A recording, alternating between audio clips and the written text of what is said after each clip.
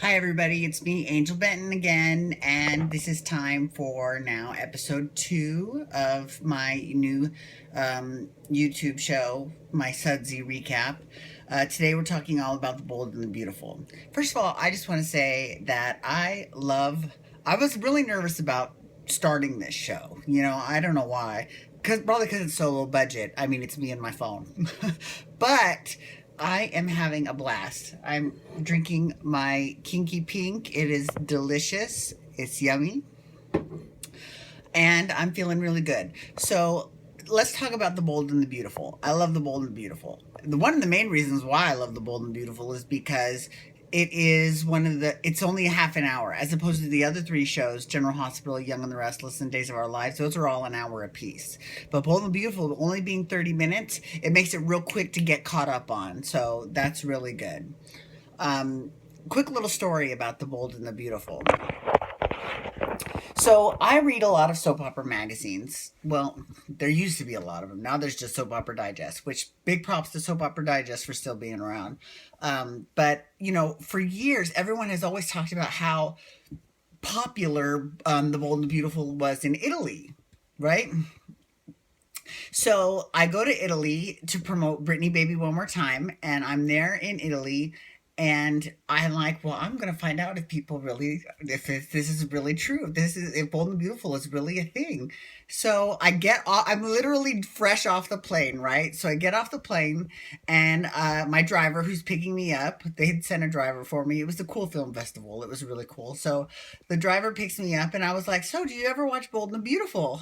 And he looked at me like I was from Mars. He was like, I don't know. I don't know. And I'm thinking, well, he probably doesn't watch it. It's probably like soaps are here in the United States. No one really watches them that much. And I was like, are you sure it's about like Ridge and Brooke and the Foresters and Eric Forrester and Stephanie Forrester? And he's like, oh, beautiful. And then he went off on how much he loves Beautiful and he watches Beautiful every day. I lost it. And literally, because it's not called Bold and Beautiful in Italy, it's just called Beautiful. So and they're like a couple weeks behind. So, needless to say, for the rest of that trip, I was like the big man on campus because I could totally just go into any bar, sit down, and start talking about Bold and Beautiful and what was going to happen in the next couple weeks, and everyone would just be there in rapture, hanging on every word. It was hilarious. I loved it. So anyways, that was just a quick little fun little story about the Bold and Beautiful. Okay, so Bold and Beautiful. One of the things that I love about Bold and Beautiful, well, there's a couple things I really like about the show. One is that they still do remote shots.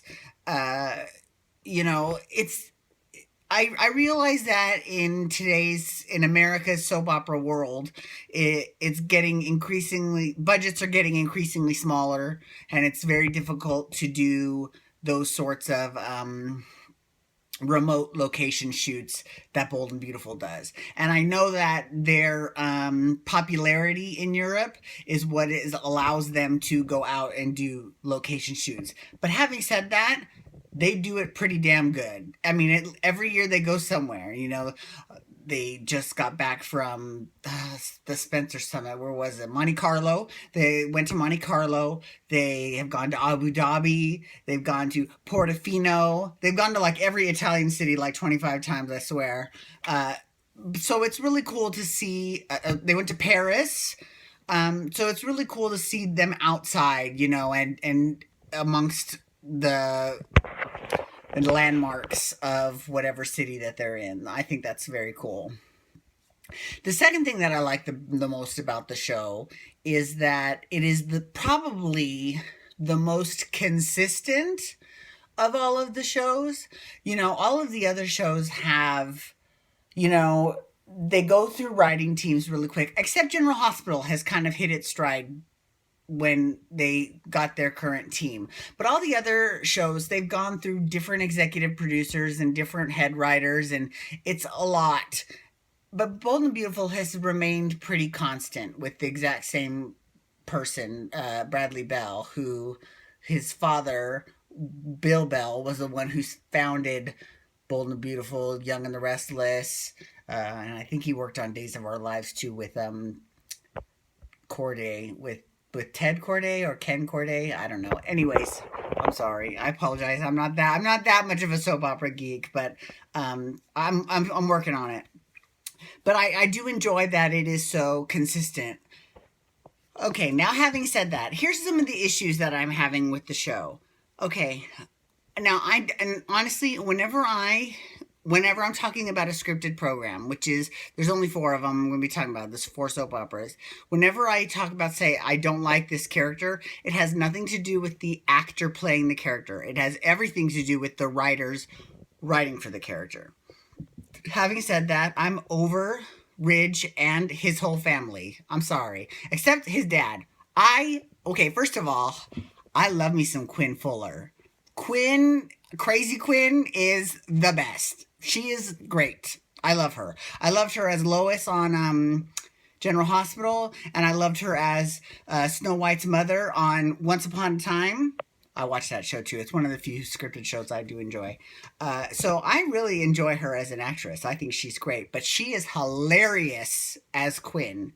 And, you know, the way that Ridge is coming off right now is really arrogant, really full of himself, and it's really just rude.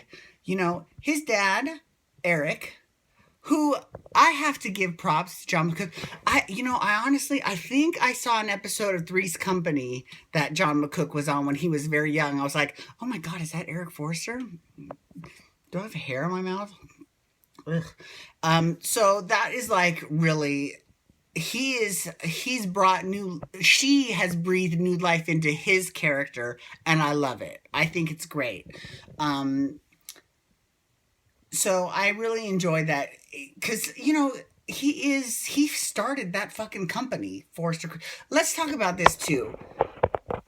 And this is every single soap opera. Not one of them. Okay, I work for a corporation, and this is like maybe my sixth corporation that I've worked for, and not one soap opera on the air today gets corporate living correct, like, or corporate life or executives. I mean, like, they all do it incorrectly.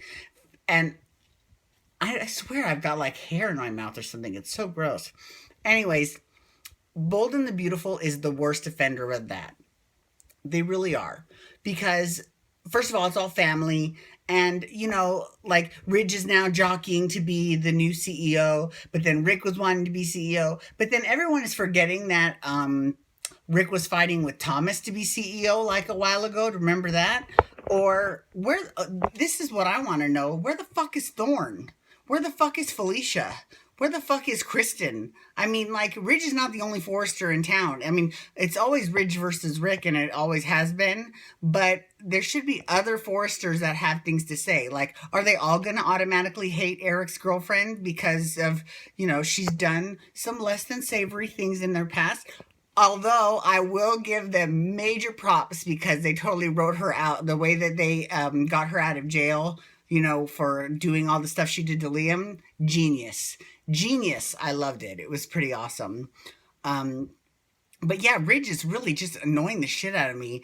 And Steffi, I am over Steffi in a big way. I can't stand Steffi at all. I'm so glad Ivy's back in town. Hopefully she'll turn some heads. Because first of all, you know I love me an Aussie. And second of all, I think that she is just, I mean, let's keep it real. You know that the number one love of Liam's life is always going to be Hope, right? It is. And I'm a little disappointed that, because when they were in Monte Carlo, which is just a hop, skip, and a jump away from Italy, that would have been the perfect time for at least a guest appearance from Hope. Now, she did show up on the phone when Liam went missing, but, you know, she didn't show up. And I get that the actress who plays Hope is on a show on Lifetime called Unreal, so I get that. But, you know, recast, I hate to say that. But Hope's kind of an integral character to the show. But I will say this also. I'm enjoying the Thomas and Sasha and Caroline quasi triangle. As long as that takes the focus away from, you know, Liam and Wyatt and Steffi. God damn, we've seen this fucking thing for the millionth time. I'm over Liam. And I like Scott Clifton. I think he's great, but just Liam is such a damn wishy-washy drip. Can't stand him. Anyways, so that's all I'm going to talk about today for Bold and Beautiful. But I love Bold and Beautiful. It's great. Tomorrow I'm going to be doing a little bit of a pre-show about Dancing with the Stars, or as I call it, Dancing for Relevancy, and I'll talk a little bit about that as well. But I'm very excited, so I hope you all have a wonderful night. Be sure to watch Bold and Beautiful on CBS. Take care. Bye bye.